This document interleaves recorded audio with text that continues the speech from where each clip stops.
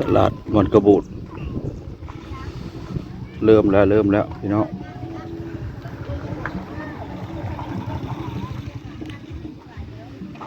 มียังกินบ่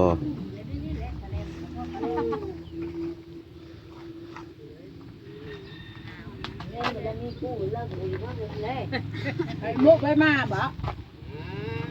โอ้เตาไฟต้มหมกสลีเนาะเป็นถงบ่ถงเท่าไหร่พักเท่าไหร่เอาให้นะลูก2 พักสลีไปสลีเจออดบ่ตลาดคนเฮาหมดเท่านี้ค่ำหลายกว่านี้บ่โอ้เพิ่นหนาวบ่ฮะอุ้มลูกฮะหนาวบ่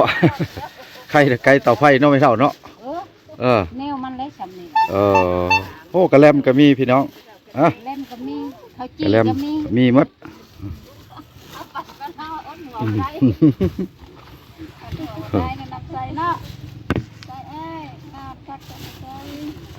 ซื้อสลีซอยแม่ออดก่อนพี่น้อง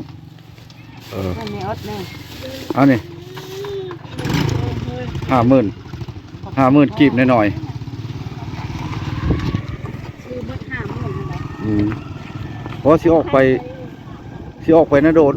เพราะว่าออกไปแล้วเข้าเฮ็ดเวียกเลยเบิ่งตลาดบ้านเฮาบ้านกระบูดเฮาในคนหลายแท้บ่คะนะแต่ว่าเปิดทุกวันเปิดมาได้2 ปีแล้ว2 ปีนี้เนาะเปิดเนาะ2 ปีนี้แหละ2025เปิดข้อยก็ยังมาถ่ายเด้ขอบใจเจ๊ขอบใจไปนะโดนพี่น้องคนก็หลายอยู่นี่ลิ้นน้ำอยากลิ้นอยากส้มมาเที่ยวมาส้มมาลิ้นได้เนาะนี่ตลาดนี่กับตลาดบ้านกระบูดหรือว่าตลาดน้ำนี่ตลาดสายน้ำมาโลดว่าแปลงบ่ได้ไปถ่ายไกลเขาจะเปิดเพลงเนาะมันติดลิขสิทธิ์พี่น้องเปิดเพลงเขาเปิดเพลงแล้วยันติดลิขสิทธิ์เขาเอาไปนะโดนต่อพี่น้องเนาะพาพี่พน้องมาเบิ่งตลาดบ้านกระบูดเฮาบางคนFCบางท่านก็ว่าอยากถามว่าตลาดบ้านกระบูดเฮานี่ยังมีคนอยู่บ่วะนะกลัวกันแล้วล่ะพี่น้อง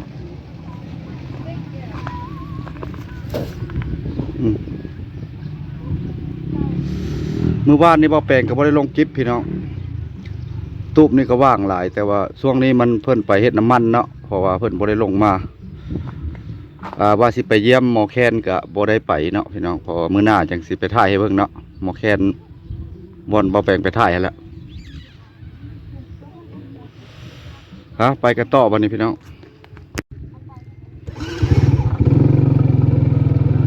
กันต่อพี่น้อง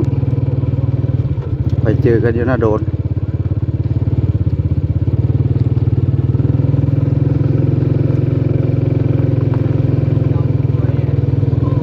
ขัวกันแล้วขัวแล้วพี่น้องเพิ่นได้ขัวงามเลยหนทางจะมาสุดอยู่นี่เนาะพี่น้องเนาะเพราะว่าเพิ่นสิลงอีก2 ชั้นเห็นเพิ่นเอาหินมากองไว้เพิ่นสิลง2 ชั้นเลยมื้อนี้หนาวพอสมควรได้แค่ขมวนเพราะว่าแต่ว่าเห็นแดดก็เห็นแดด10 โมงเนาะแล้วตัวลงชั้นที่2ก็ถือว่าสำเร็จเลยเนาะอันนี้ชั้นที่1เพิ่นสิลงเห็นเพิ่นแก้หินมาแล้วพี่น้องจะเผาเบื่อเผาหน่ายกันพี่น้องเพราะว่ามันออกไปนาโดดแล้วเลยได้ถ่ายพี่น้องเบิ่ง FC บางท่านก็จะเห็นนะว่าตลาดบ้านกระบูดเฮานี่ยังมีคนอยู่บ่ยังมีคือเก่าพี่น้องเพิ่นเริ่มมาเนาะจุดนี้จะเป็น4 แยกพี่น้องเนาะ4 แยกไปทางขึ้นไปเวียงจันทน์นะครับไปทางด้านภาษีเฮา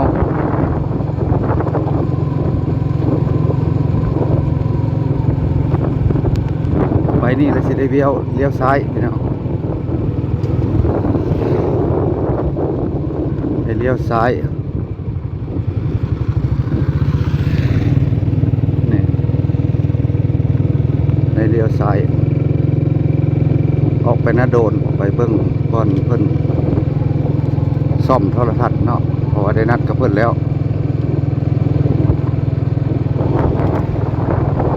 กองหินบ่อนนี้แล้วเพิ่นนั้นสิเอามาใช้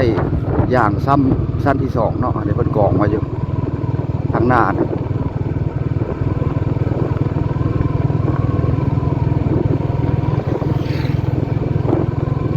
เพิ่นลงหินชุดนี้แล้วแม่นสำเร็จปูอย่างสายทางเล็กที่แยกออกจากสายทางเลขที่12เนาะตัวนี้ก็คือกองหิน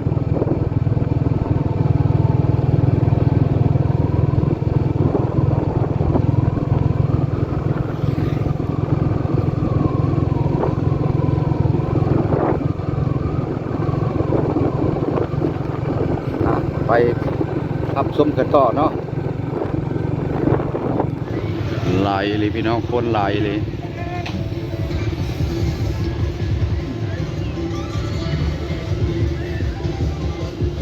หน้าห้องหมอแข้งขมวนพี่น้อง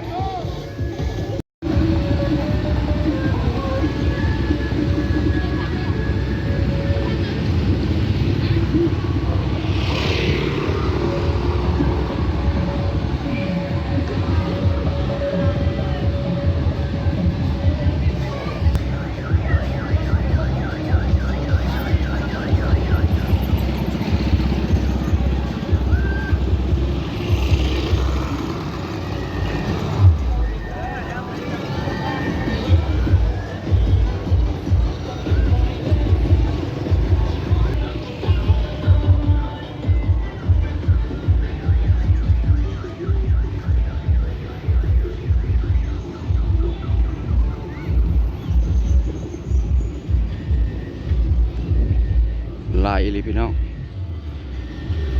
ภาพเปลี่ยนบรรยากาศกลางคืน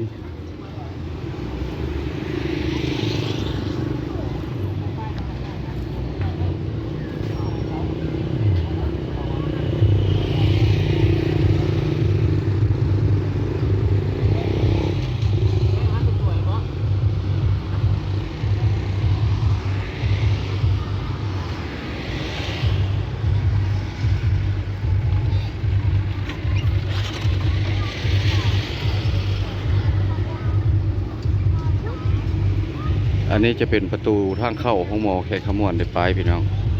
แนวกินซุกก็มีข้าวซุกก็มีเด้อพี่น้องถ้าว่าเพิ่นขาย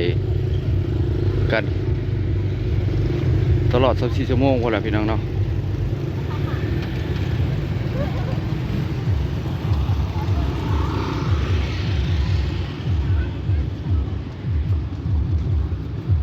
หลายแห้งพี่น้องทุกอย่างเนาะอย่าลืมอย่าพลาดพี่น้องคลิปนี้ก็สิหยุดไว้เพียงสำนีวิโลนี้ก็ได้คลิปหน้าคิวในพบพ่อกันไหมพี่น้องเก็บภาพกลางคืนให้เบิ่งว่าสิเป็นจะไดพี่น้องเฮาเนาะอย่าลืมอย่าพลาดฝากซ่องทางซ่องบ่อแปลงบรรณาเนาะจะมีเปลี่ยนไปเปลี่ยนมาเด้อพี่น้อง